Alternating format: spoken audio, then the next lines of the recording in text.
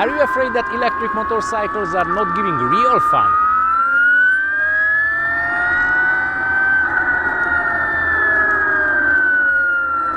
This future is not going to be that sad.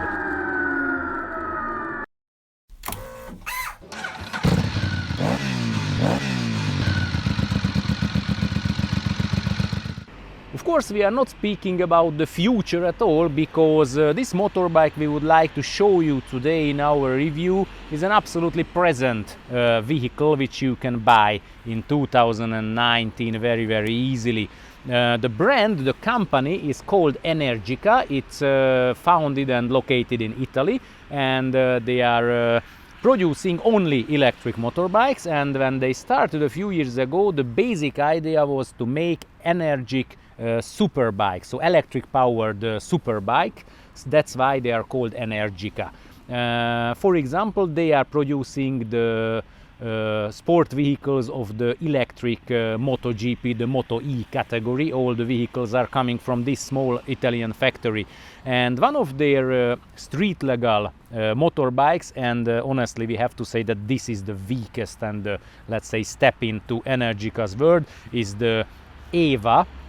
The reason why I'm not saying Eve is they have to pronounce it Eva, because the two brothers who founded the company, their mother was a Hungarian lady and her name was Eva. That's how we pronounce it in Hungarian language, and that's why the model is called also Eva, so Energica Eva. And inside it the name is EsseEsse9 in Italian, so SS9, which is a very ancient Italian normal road which was built before Christ, 187 years. With the name of this ancient Italian road, this bike would be the first absolutely classic but modern, sporty and electric motorbike. So many things in one vehicle.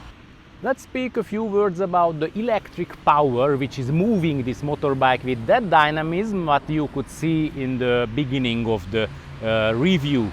So the engine itself is an AC permanent magnet and oil-cooled electric engine located under the rider's seat. From the left side we can see it pretty clear. We can say that it's looking like a very old washing machine engine in iron house, so not very nice from this side, but very powerful. I have to point out again that this is the weakest model of the Energica motor company. The power of this electric engine is 109 brake horsepower, and the maximum torque is 180 Newton meters, and it's really dynamic. And the power is coming, or the energy is kept in a big, very big and very heavy battery, let's say under the place of the normal fuel tank. So this is the location of this. This is 13.4 kilowatt hour, and the range of the bike, according to the factory data, is somewhere around 140-150 kilometers, something like that in real life, but we will speak about it later. EsseEsse9 or SS9 is, according to Energica, is the first real classic electric motorbike of the world, and all the spare parts and the whole design, so the whole bike and the small pieces everywhere, are absolutely really showing that they are not speaking false things.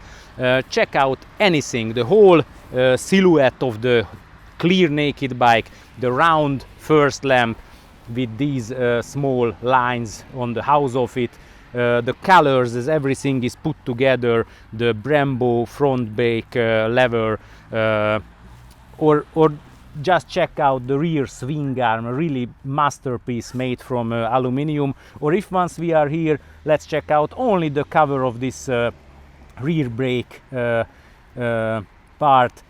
Everything is absolutely beautiful, very nice, the foot pegs, everything. So the whole motorbike is really a classic masterpiece, although it's very fast and absolutely electric. The engineers of Energica didn't make any compromise when building the suspension of the motorbike, although this is again a step-in model of this company, because on the higher level and really racetrack sports bike they are using only full Öhlins suspension. Here in the EsseEsse9 or EsseEsse9 we have Marzocchi upside down telescopic forks in the front with 43mm width, and in the rear we have a Bitubo central suspension unit, which is not in a central position, I think because of the electric engine's place necessity. It's built up to the right side and connected to the swing arm here. All the parameters of the whole suspension in the front and in the rear as well, so preload, damping and everything you can change absolutely to your face. The basic settings, as the bike is coming from the factory, is a really good mixture of high-speed rideability and comfort, because with this setup, when we are riding, when coming out from a roundabout, really hard accelerations, changing curve direction, something like this, then it's a little bit lifting, so it's a little bit too soft, or seems to be a little bit too soft, not acting as a real sports bike. But on the other side, when we are riding or a little bit poorer quality asphalt roads, then the suspension comfort is absolutely acceptable. The next thing, which is absolutely not a compromise, is the brakes. Or maybe this is not a compromise, this is the biggest brake maybe I have ever seen at a motorbike. The front double disc brake size is 330mm, and of course radial Brembo brakes are fixing it or slowing it down with 4-piston calipers on each side. And the whole system is made with or coming from Brembo. In the rear we have a single disc, of course, with 240mm, but even there we have a double piston caliper. So the engineers at the company knew something. This bike really needs these brakes.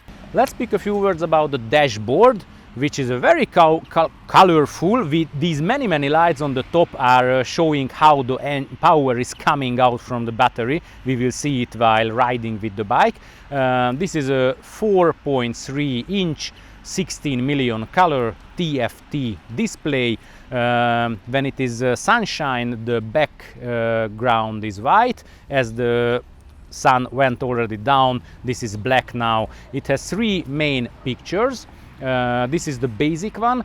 This is the second one, which is showing the Newton meter, the kilowatt, and the average consumption. Is very funny, 19.1 kilowatt hours per 100 kilometers. Just an information, when I was driving a BMW i3, so a car, the average of my 3-day driving was 13.5 kilowatt hour per 100 kilometers. So when you are really pulling the throttle, or sorry, the pot meter on this motorbike, then it really needs a lot of electricity. And you can even see on diagram how you are using the energy. These spikes are always hard accelerations which were made during the test ride. That's why at 47% battery charged, it is showing now 26 kilometers left, which is not true, because if from this moment I am riding under the average so far, then it's going to be much more. All in all, we can say that the bike is really can ride over 120-150 kilometers. Let's speak a few words about the menu of it. You can step into the settings menu when you are in a standstill position, and here you can change everything. You have a lot of data. For example, you have chronometer. It keeps the last 50 laps time if you are riding on a racetrack. So it's really, of course, it's showing nothing because it is not even switched on, as I'm riding only on public roads. But for example, in the settings you can change the connectivity, the Bluetooth, and everything on the motorbike. But we are not speaking too much about this, because then the review is not going to finish at all. Which is much more important is the menu itself, because when we step in, then we can change the mode of the motorbike, the Eco, Urban, Rain and Sport. We will check it in a moment while riding with it. And also the engine brake, the engine brake, how is it working, and we can switch off the ABS if we need. And the bike has of course a traction control, as at 180 Newton meters is necessary, but this traction control has 6 levels, plus you can switch it off. But it's really interesting at 16 degrees, 15-16 degrees outside temperature, and really making hard accelerations. The traction control was not even working on a top setting, so the bike is really set up very well. The seat position is surprisingly comfortable. The downer part is a little bit sporty, of course, because this bike needs this, but even for my very long legs it's not uncomfortable at all. For shorter riders it's going to be absolutely proper. The upper body's position is very good for everyone. Straight upper body. The handlebar is close enough and high enough also, so it's really a relaxed arm position, so really close enough to the rider, and it's very relaxed position when riding or just cruising with the bike with normal speeds. And when you go down a little bit as you turn the pot meter on the right with your right hand and the dynamism is coming, then it's also very easy to keep yourself on the bike. So we put on the ignition. When the dashboard is ready and the whole motorbike, then pull the front brake, press the ignition, and we have the go signal, which means that we can start with the Energica EsseEsse9. At the moment, so we are in the sport mode, but let's start with the Eco mode. This is, let's say, a really energy saving mode of the motorbike. The dynamism is absolutely enough for, let's say, for a city ride or pre-city ride.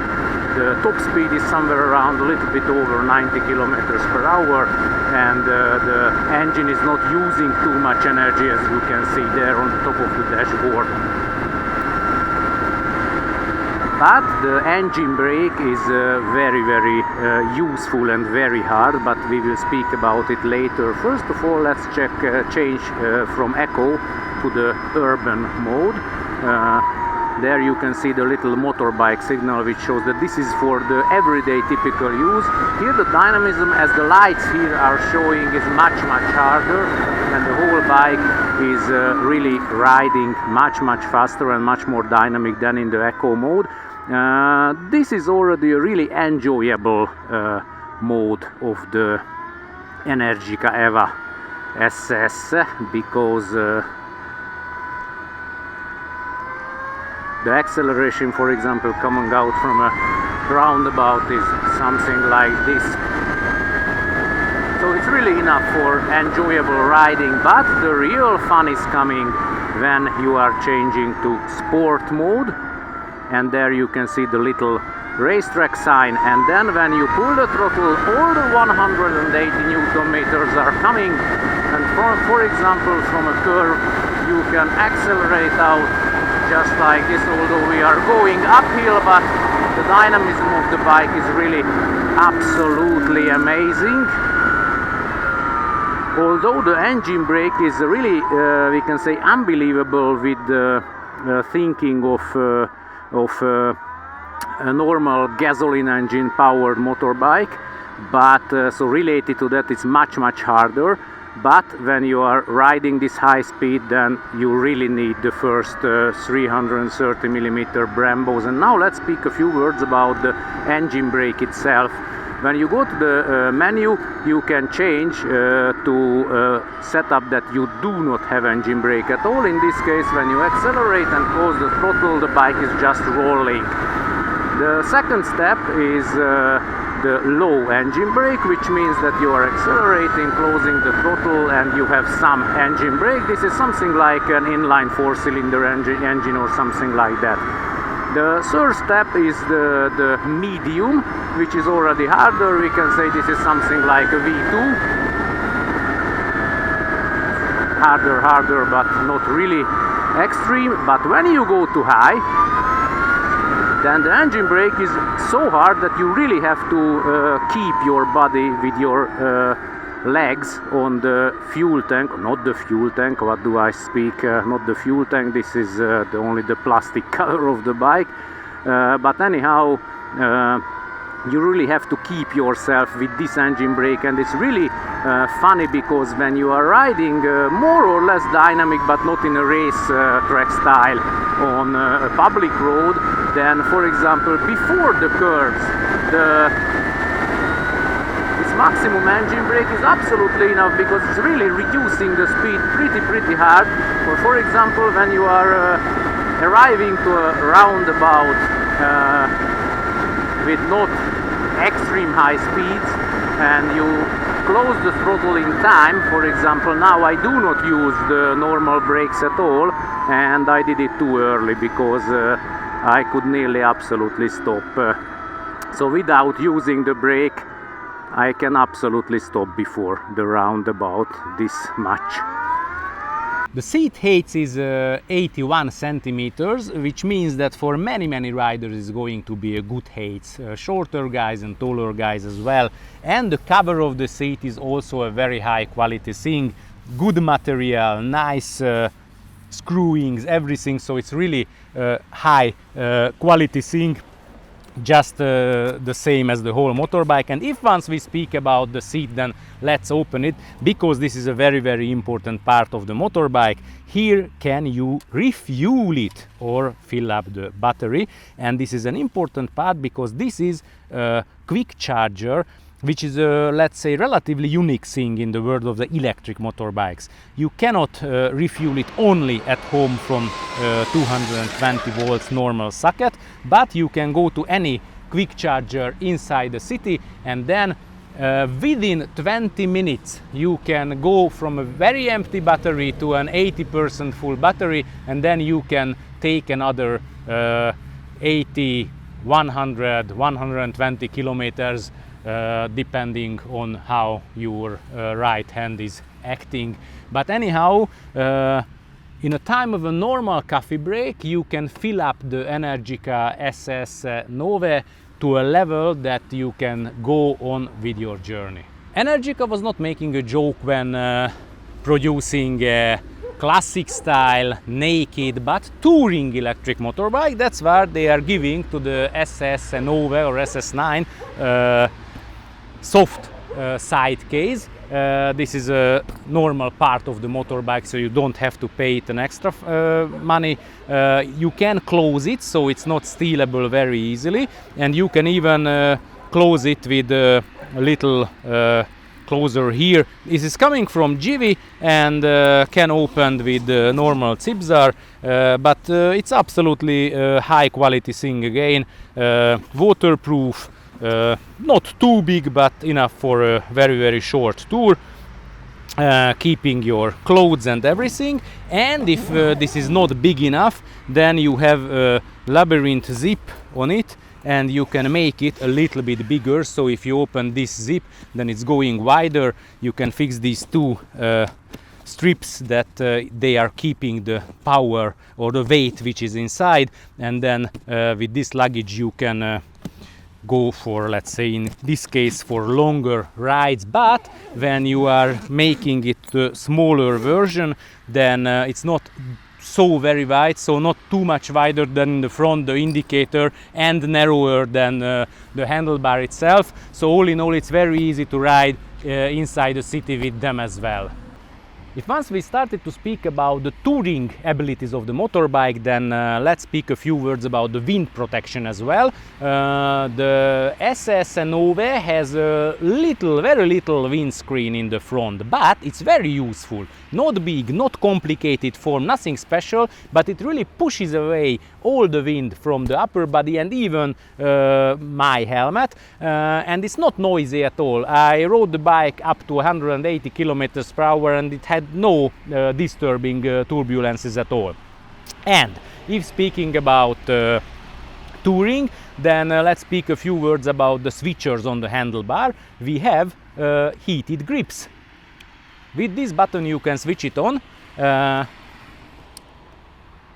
Sorry, we have to be on ready to ride mode, so we can switch it on, and from the menu we can change if we need 1, 2 or 3 level of the heated grips. It is on the weakest at the moment, and you saw with the button you can only switch it on and off, and from the menu you can change what kind of heating do you need. We also have a cruise control with these 2 buttons. I will be very honest to you, I didn't even try it because I was using the pot meter or the throttle all the time.